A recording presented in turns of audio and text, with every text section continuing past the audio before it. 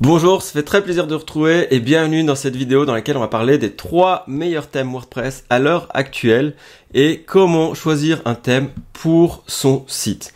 Donc sans tergiverser, avant de parler du plan, je vais directement vous montrer les 3 meilleurs thèmes et on va voir ensuite pourquoi ce sont les 3 meilleurs. Alors premièrement, nous avons Astra. Astra, c'est simplement le thème le plus populaire. Il a une version gratuite et payante. Et ce qui est génial, et ce que vous allez voir avec les 3 thèmes ici, c'est qu'ils ont plein de templates. Donc vous voyez, tous les sites ici différents sont faits avec le thème Astra. En fait, chacun de ces thèmes ont plein de sous-thèmes à l'intérieur d'eux-mêmes, ce qui permet de pouvoir customiser plein de choses, avoir des sites complètement différents avec le même thème. Et ce qui est surtout génial, c'est comme il le dit ici, on peut tout customiser. Donc les couleurs, la typo, le header, les archives de blog et le style de layout. Et en fait, il va être compatible avec Gutenberg, donc ça c'est génial, et avec Elementor. Vous allez voir qu'on va parler de 2 page builders principaux, Elementor et Divi, dans cette vidéo. Ensuite, dernièrement, il est excellent en termes de vitesse de chargement, et ça c'est super important. Ensuite, nous avons Divi. Alors Divi, c'est un thème et un page builder en même temps. Donc vous allez voir ici, Divi a aussi plein de layouts, donc plein de styles de site qu'on va pouvoir charger directement dans son site. On va pouvoir rajouter plein d'effets facilement sur notre site, vraiment commencer à modifier différents éléments très facilement. On a la librairie de layout, on va pouvoir faire des effets avancés et enfin plein de choses vraiment très puissantes comme ça avec Divi. Que vous allez pouvoir retrouver dans les autres thèmes grâce à Elementor, mais vous aurez que la version gratuite d'Elementor, alors que là, Divi, vous avez la version pro d'office et il est moins cher sur le long terme qu'Elementor. Et puis nous avons Blocksy qui est aussi plein de petits thèmes comme ça déjà faits à l'intérieur du thème lui-même et qui va aussi permettre un nombre de modifications assez importantes. Et de nouveau, il fonctionne avec Elementor et avec Gutenberg qui est l'éditeur natif de WordPress. À l'heure actuelle, je continue à recommander plutôt Elementor ou Divi, mais Gutenberg fonctionne très bien.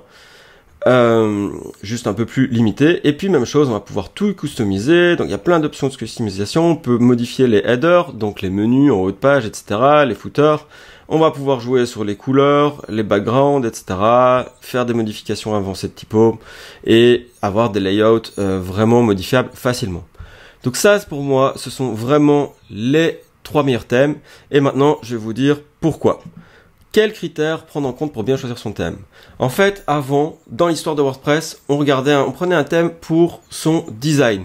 Et on importait un design déjà tout fait. Or, maintenant, c'est plus du tout ça qu'il faut prendre en tête. Parce que vous allez sûrement faire l'erreur de prendre un thème pour un design, par exemple, de plombier, de cuisine, etc.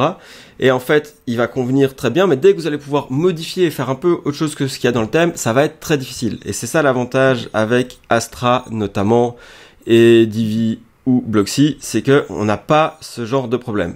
C'est des problèmes qu'on va plutôt avoir avec la plupart des thèmes sur ThemeForest, que j'ai beaucoup recommandé pendant longtemps, mais à l'heure actuelle, je dis non. Prenez un bon thème, très polyvalent, dans un premier temps, et ensuite on verra. Quels sont les critères pour un bon thème?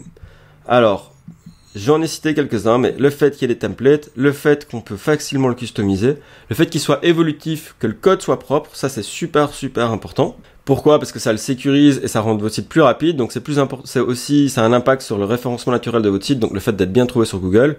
Et puis c'est important de regarder quand même s'il a des bons avis. Donc ça c'est le cas de tous nos thèmes ici. Et la grosse différence c'est que les thèmes modifient le back-end, donc vos options de customisation. C'est pour ça qu'il faut choisir un très bon thème, c'est que vous aurez plus d'options de customisation et surtout elles seront mieux pensées et bien faites dans les très bons thèmes. Voilà. Et tout ça en fait c'est quand on regarde l'histoire de WordPress, avant les thèmes jusqu'en 2016-2017 c'était super important. Depuis qu'il y a Divi et Elementor depuis 2016-2017 qui sont vraiment ont pris le dessus, eh ben en fait l'importance d'un thème, on le choisit pas pour son design, on le choisit pour ses fonctionnalités de customisation. Donc les templates pro, le fait qu'il fonctionne avec un page builder, c'est super important. Idéalement qu'on puisse utiliser un theme builder, donc soit Elementor Pro, soit directement dans le thème. Donc avec Elementor Pro par exemple on va pouvoir changer tout ça, mais dans certains thèmes ici aussi on peut changer une partie de ceci. Et donc voilà vraiment pour moi les grands critères. Donc les designs, le fait qu'il soit facilement modifiable, donc là on a coché ces cases là, le fait qu'on puisse utiliser un page builder, le fait que le backend soit bien pensé, qu'il soit évolutif, et on l'avait pas dit mais c'est une évidence, c'est qu'il soit responsive et c'est bien le cas de nos thèmes ici. Et maintenant juste pour terminer cette vidéo, si jamais vous n'avez pas trouvé dans ces 3 thèmes là celui qu'il vous faut, Alors, moi, j'aurais tendance à vous dire, prenez un de ces 3 thèmes-là, travaillez dessus. De toute façon, vous avez un thème qui est évolutif, vous aurez la possibilité de modifier d'autres choses. Mais passez pas trop de temps à choisir un thème, avancez sur la construction de votre site, c'est ça qui compte.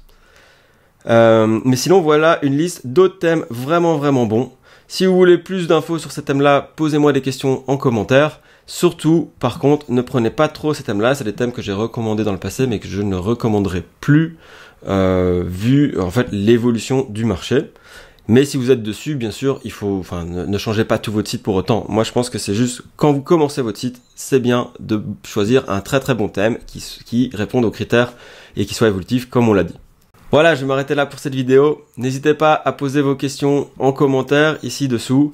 Et si la vidéo vous a plu, merci de mettre un petit pouce si elle vous a été utile. Et aussi, si vous voulez apprendre à créer votre site avec les meilleures méthodologies, on a un guide offert, disponible ici en dessous de la vidéo. Donc c'est vraiment pour avoir les 7 indispensables pour créer un site réussi. Il se télécharge directement ici en dessous.